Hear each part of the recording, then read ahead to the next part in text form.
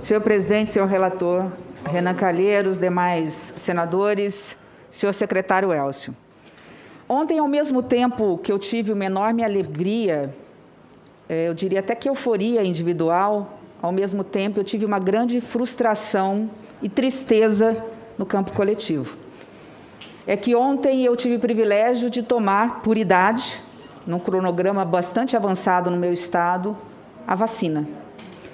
No mesmo momento em que tomava a vacina, visualizava nas redes sociais que uma mulher como eu, do interior do meu estado como eu, com a mesma idade que eu, depois de ter tido complicação com o coronavírus, teve que ir às pressas, porque não tinha UTI no meu estado, para Rondônia, e lá faleceu. Eu trago esse episódio porque ela não me sai da cabeça até agora. Faz um pouco mais de 24 horas que eu tomei a vacina. Eu fui para casa, eu fui almoçar com a minha família. E essa mulher não teve essa oportunidade. Eu pude celebrar a vacina com os meus amigos, com a minha família. Ela não. Eu estou aqui neste momento, tendo a oportunidade de celebrar a vida. Ela não.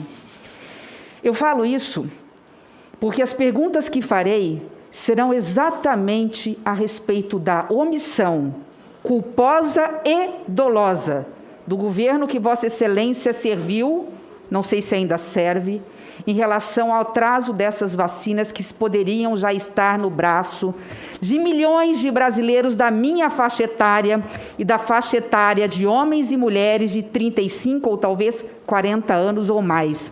Praticamente a maioria do povo brasileiro considerável vacinável, para ser bem popular, e aí entre aspas esse termo. Ela poderia ser Maria, Simone, Leila, se fosse homem poderia chamar Elcio, Renan, Jair ou Messias. Mas ela aqui representa o coletivo e é sobre isso que eu quero tratar.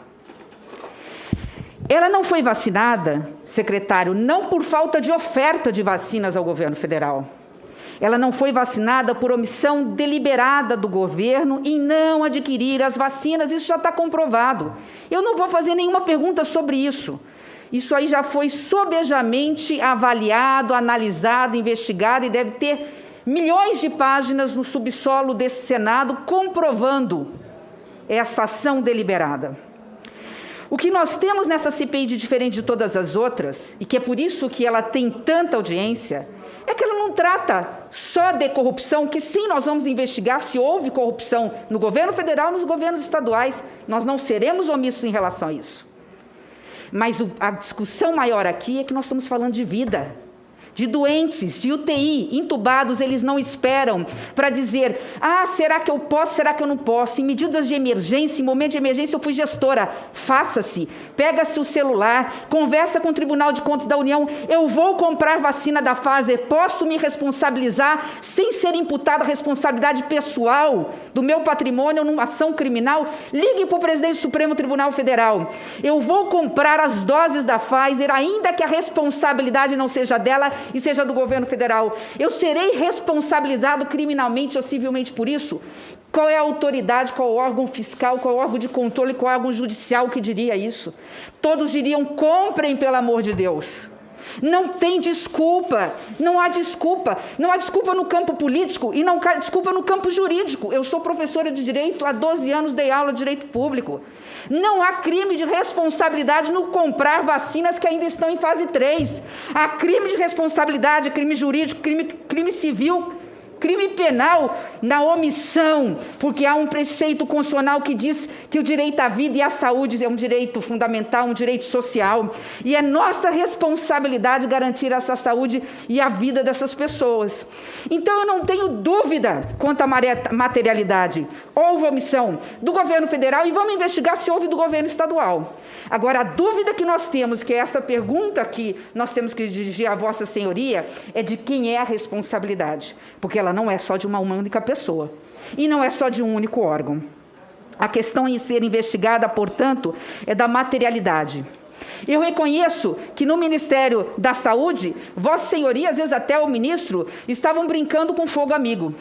Fala-se em gabinete paralelo. O gabinete paralelo não é só de fora, de pessoas que não faziam parte da administração pública. O governo paralelo vinha de dentro, vinha de outros ministérios, de outros órgãos e até de dentro do Ministério da Saúde, com técnicos muitas vezes indicados, não de carreira, eu não tenho dúvida disso, que não comungavam da linha, por exemplo, de Vossa Senhoria. Eu acredito na boa-fé de Vossa Senhoria e tudo que está dizendo aqui como técnico que tentou fazer o possível. Agora, por favor, secretário, não tome responsabilidade que não é sua. Diga a verdade aqui e exponha os fatos com clareza. Nós estamos vendo nas suas respostas que Vossa Senhoria fez o que podia dentro do limite, até da hierarquia, né, tão importante para o Exército Brasileiro e para as Forças Armadas, que até isso, esse governo teve a capacidade de arranhar na sua credibilidade. As Forças Armadas do Brasil são a grande referência das instituições brasileiras. É aquela que nos defende na nossa soberania nacional e que nos protege quando nós mais precisamos. Até esse medo hoje nós temos de insubordinação mediante um fato que deveria ser punido e não foi por falta de coragem de quem deveria fazê-lo. Então, a minha pergunta aqui é direcionada não a ser, porque o C está comprovado, o C é sim, houve responsabilidade, mas em relação a quem? Quem são os responsáveis por não termos o carimbo no braço dos brasileiros da vacina? E hoje nós temos 480 mil vidas perdidas num passaporte de viagem sem volta, porque nós não teremos mais como superar a dor dos familiares que aqui permanecem. Por isso eu pergunto, chegou às minhas mãos, pela linha do tempo formulada no requerimento solicitado pela CPI, veio aqui as respostas, e eu tive cuidado, porque chegou ontem. Se talvez não tivesse chegado ontem, eu não teria tido o cuidado, o tempo hábil, porque eu passei em claro essa noite para ler 200 páginas de um documento que a CPI recebeu, com base numa resposta feita para a USP, junto ao Centro de Estudos de Pesquisas de Direito Sanitário da USP. Das 200 páginas, eu vou aqui trazer em menos de 2 ou 3 minutos as respostas. A pesquisa, junto com o apoio do CONAS, o Conselho Nacional de Secretários de Saúde, analisou 3.000 atos normativos e 580 atos desse ano e 3.000 atos normativos do ano passado. Decretos, portarias, leis, PECs, emendas constitucionais. Dentre tudo, a conclusão: há confluência entre a consciência dos atos e omissões praticados e a vontade de praticá-los. Há coerência entre o que se diz e o que se faz e o que se quer alcançar. Entre tantas coisas, a hipótese, sim, de procedência da existência de uma estratégia federal de disseminação da Covid, numa tese de imunidade de rebanho, não por vacina, mas de imunidade de rebanho coletiva por contágio ou contaminação em massa. Isso tem outro nome, a meu ver, isso é assassinato. Essa disseminação dessa imunidade natural, ela foi feita por diversas formas. Incitar a população a ir para a rua, a tomar remédios que se não tem procedência, para que pudéssemos sair logo dessa pandemia e depois voltar à vida normal. A banalizar as mortes, que só quem pega e só quem morre são os nossos idosos, como se fossem só, como se nós não tivéssemos o mesmo amor pelos nossos pais e pelos nossos avós. Pelos ataques à imprensa e ao jornalismo profissional, questionando dados oficiais a respeito da dimensão dessa pandemia. Não são 477 mil, são, entre aspas, apenas 270 mil, baseado em documento falso, já comprovadamente falso, cujo responsável já foi punido pelo Tribunal de Contas da União, e citado nós sabemos por quem. A pergunta é: para quê? Por quê? E o documento responde: porque há um objetivo aqui. O objetivo era, na imunidade de rebanho, através de fake news, estimular as pessoas a irem para as ruas e para que nós pudéssemos nos livrar da pandemia. Chega ao ponto no final aqui dele esclarecer claramente que há um dia muito importante, que acho que a CPI já abordou, que foi no dia 28 de outubro de 2020, lá na Câmara dos Deputados, em audiência pública realizada, um detalhamento supostamente científico dessa estratégia, a pedido do líder do governo, não vou citar o nome. Não ocorreu mudança nem mesmo quando o país virou pária internacional, quando nós viramos o epicentro, quando nós perdemos o controle da vida das pessoas. Enfim, chega a dizer dos efeitos do discurso das autoridades federais no comportamento da população. Eu vou repetir: os efeitos dos discursos das autoridades federais no comportamento das pessoas, estimulando a aglomeração e provocando aglomeração. Qual é a conclusão? A incitação, eu vou ler entre aspas, a incitação ao contágio tem como principais pilares a disseminação da falsa crença que existe um tratamento precoce para a doença e o constante estímulo ao desrespeito massivo das medidas sanitárias básicas, como distanciamento físico e uso de máscaras, agravada pela banalização do sofrimento e da morte. E aí, sobre o uso de máscaras, vem a minha primeira pergunta. O Ministério da Saúde era consultado oficialmente ou extraoficialmente sobre projetos do governo federal, sobre não só as portarias do próprio Ministério, mas decretos baixados pelo presidente da República a respeito de política sanitária no combate à pandemia? Que eu tenha conhecimento, não. Nem para as nossas portarias, nem com relação a essas informações. Com relação a portarias de fronteira, por exemplo, nós éramos ouvidos na Casa Civil e outros temas que eu não me recordo agora, que nos chamavam para discutir na Casa Civil. Então, desses 3.000 atos normativos do ano passado e os mais de 500 atos, relator Renan, dos 3.500 atos normativos, decretos, portarias, projetos de lei, medidas provisórias e até emenda constitucional, o Ministério da Saúde, no que se refere à pandemia, não era cotidianamente ouvido no sentido da validade, da conveniência, da oportunidade, do mérito desses atos? Os que eu tenho conhecimento e que eu participei com técnicos do Ministério foram portaria sobre controle de fronteiras, abertura de aeroportos, medidas provisórias de abertura de recursos, discussão como a COVAX Facility e discussões como a encomenda tecnológica. Se Vossa Senhoria está lembrando, contando nos dedos, eu apontei 3.500 atos normativos e projetos que foram apresentados, então, Vossa Senhoria, aqui, e agradeço pela sinceridade, pela verdade, como eu disse, eu confio na sensibilidade de Vossa Senhoria, que Vossa Senhoria não fazia parte desse gabinete paralelo, confirma a conclusão que vou chegar. Se não foi chamado, não era chamado para opinar, acredito eu que nem mesmo dos projetos de iniciativa do Congresso Nacional, quando os projetos eram do Congresso Nacional relacionados à pandemia. Muitas vezes, senadora, chegavam por intermédio da assessoria parlamentar para nós nos pronunciarmos. E houve pronunciamento do Ministério por notas técnicas que eram encaminhados para a sanção de leis, veto de algum artigo. Pois bem, assim. Veja, secretário, no pico da primeira onda, presidente, senador Humberto, no pico da primeira onda, em julho, um deputado federal apresentou um projeto sobre uso de máscara. Ele foi vetado parcialmente, relacionado a estabelecimento comercial. Os estabelecimentos comerciais eram obrigados a dar gratuitamente máscaras para seus funcionários. Foi sancionado. Foram vetados alguns dispositivos, veio no último dia para o Congresso Nacional. Depois de 3 dias, fora do prazo do veto, veio um novo veto. Eu não sei como isso não passou desapercebido pelos presidentes das casas. Veio um novo veto. No pico da pandemia, secretário Elcio. Sabe quais foram os novos vetos? Pasmem. Olha o trabalho que se deu ao gabinete paralelo, que nega a pandemia e que nega que a máscara é tão necessária praticamente quanto a vacinação. O veto era o seguinte: fica vetado o dispositivo que exigia que nos órgãos e entidades de estabelecimentos comerciais deveria se afixar um cartaz informativo sobre o uso correto da máscara. Como que esse governo não está negando a pandemia? Como esse governo não estava preconizando a imunidade de rebanho? Como esse governo não tinha um gabinete paralelo? Se Vossa Senhoria acabou de dizer que não era questionado sobre o veto desses dispositivos. Eu vou mais.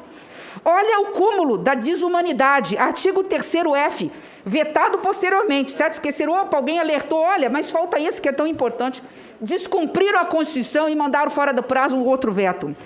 O veto que obrigava o uso de máscaras de proteção nos estabelecimentos prisionais e nos estabelecimentos de cumprimento de crianças em medidas socioeducativas. O uso de máscaras aqui não é apenas para os presos, é para quem também protege a sociedade, que são os agentes penitenciários. Vetaram esse dispositivo, secretário. Portanto, eu não preciso de mais audiências, eu acho que essa CPI pode concluir o trabalho no que se refere à materialidade, porque está muito claro. A Vossa Senhoria acabou de confirmar. Existiam 2 Ministérios da Saúde. O de Vossa Excelência, que deveria ser ouvido sempre pela história de Vossa Excelência, pelo currículo de Vossa Excelência, oficial, e o Ministério da Saúde paralelo. Dentro do Ministério, nós não sabemos quem são, fora do Ministério, em outros órgãos, e fora do governo federal, envolvendo, inclusive, políticos do Congresso Nacional. E, diante disso, eu acredito que eu tenho ainda tempo, porque eu ia tratar exatamente da vacina. Eu vou fazer as 3 perguntas numa só, e eu realmente encerro, senhor presidente. Eu realmente encerro, é que eu quase nunca participo. Eu tomei vacina, eu peguei 2 aviões, cheguei meia-noite para poder chegar aqui, diante da minha indignação, da minha dor. Eu estou aqui falando com dor, eu não estou falando aqui, quem me conhece sabe que eu não sou de muita emoção. Dentro do Congresso eu procuro separar as coisas, mas está impossível como mulher, como cidadã e como cristã, separar a minha atividade enquanto senadora da República da minha condição de ser humano, cidadã, que está se doendo pela dor de outras pessoas que eu sequer conheço. Eu peço desculpas a Vossa Senhoria por estar ouvindo um desabafo aqui. Mas vamos à pergunta das vacinas. O ministro brasileiro disse, Vossa Senhoria confirmou, que essas tratativas junto aos laboratórios para aquisição de vacinas era de Vossa Senhoria. Eu sei que sim. Vossa Senhoria justificou todo o atraso, né? O atraso dado de forma técnica por Vossa Senhoria. Eu estou afirmando que esse atraso foi deliberado, não por Vossa Senhoria nem pelos técnicos competentes do Ministério, mas foi um atraso deliberado na parte da gestão política do governo federal. E eu fico imaginando, qual o reflexo, que alguém disse aqui, qual é o reflexo da corrupção nos governos estaduais? Nós vamos investigar. Qual é o reflexo de faltar kit intubação no número de mortes? Nós vamos investigar. Embora kit intubação está faltando no mercado e ficou concentrado na mão do governo federal. Mas a pergunta que eu faço é, qual o reflexo do atraso de vacinas no número de mortos com escala geométrica no pico da pandemia, do número de mortos pela pandemia? E mais, eu volto a falar da minha conterrânea sobre o aspecto do coletivo. Se as negociações das vacinas tivessem tomado outro rumo, o rumo da coragem, o rumo de defender a sociedade brasileira acima de tudo, né? De um governo que sabe ser leão, igual a Receita Federal, em relação aos pequenos contribuintes, que sabe ser um leão em relação aos pequenos, mas que mia, que nem um gatinho diante dos poderosos. Eu pergunto, se nós tivéssemos tomado outro rumo, se nós tivéssemos contratado, doa quem doer, tendo o Congresso Nacional como parceiro as vacinas da Pfizer, lá atrás, quando foi oferecidas, eu pergunto, nós teríamos aqui como fazer uma estimativa, secretário, de quantos brasileiros da minha idade, na faixa dos 50 a 60 anos, que contraíram o coronavírus no final de abril, início de maio para cá. Quantas pessoas morreram e podiam ser salvas? E mais ainda, quantos de idades inferiores à minha? Na faixa dos 40 aos 50, como no mundo já está vacinando dos 30, mas eu vou ficar entre os 40 e 50, portanto, se somando a faixa etária dos 40 aos 50, dos 50 a 60, que contraíram a vacina no mês de abril e maio, que já teriam sido vacinados com a Pfizer ou com outras vacinas, quantas mortes nós teríamos conseguido proporcionalmente numa estatística, num cronograma em função da omissão ou do atraso desse cronograma de vacinação. Sei que esses cálculos são difíceis de fazer, quero apenas uma análise de Vossa Senhoria, mas eu faço uma sugestão à CPI para encerrar, senhor presidente. Eu acho que cabe aqui fazer essa pergunta, talvez eu não esteja aqui, porque nós, infelizmente, temos pouca voz aqui, nós não somos membros titulares, secretário, mas vale a pena fazer essa pergunta, relator, para os técnicos que vêm na sexta-feira numa projeção. Tenho certeza que eles têm isso de cabeça. Quantas vidas teriam sido salvas, principalmente das pessoas entre os 40 a 60 anos de idade, se nós tivéssemos comprado a vacina na hora certa? Fica aqui, ao finalizar, no meu último minuto, havia por parte do governo e fora dele uma ideia fixa na imunidade de rebanho. Essa ideia foi plantada na cabeça das autoridades máximas desse país por um gabinete paralelo. Esse gabinete paralelo tinha estratégia e tem estratégia.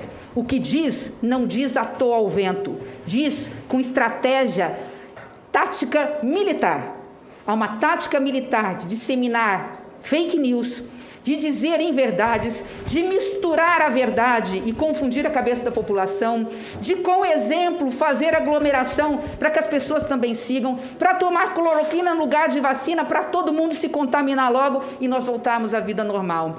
Repito, secretário, esta comissão já sabe que isso aconteceu. Agora o que falta é saber quem é ou quem são e responsabilizar essas pessoas, porque pelo menos nessa CPI eu tenho certeza, senador Renan, não se terá o passaporte da omissão perante a dor da população brasileira. Eu fico à disposição, pode fazer os esclarecimentos que achar necessário ou não, fique à vontade, desculpe o desabafo.